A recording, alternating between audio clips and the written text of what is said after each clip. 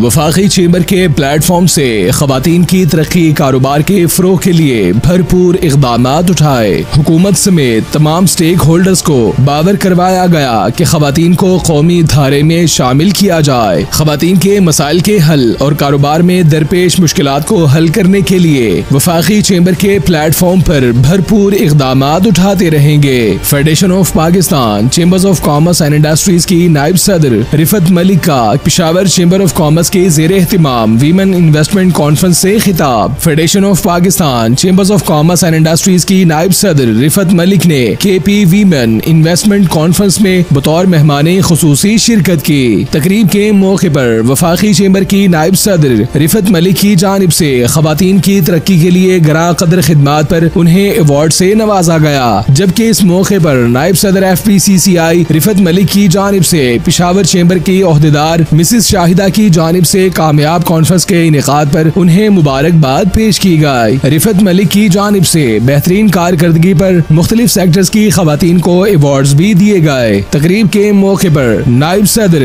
FPCCI Rifat Malik ने KP women investment conference के ज़ेरे एहतिमाम लगाए जाने वाले स्टॉल्स का भी दौरा किया और खवातीन की जानिब से बनाई जाने वाली मसनूआत का जायजा लिया और स्टॉल होल्डर्स की हौसला अफजाई भी की।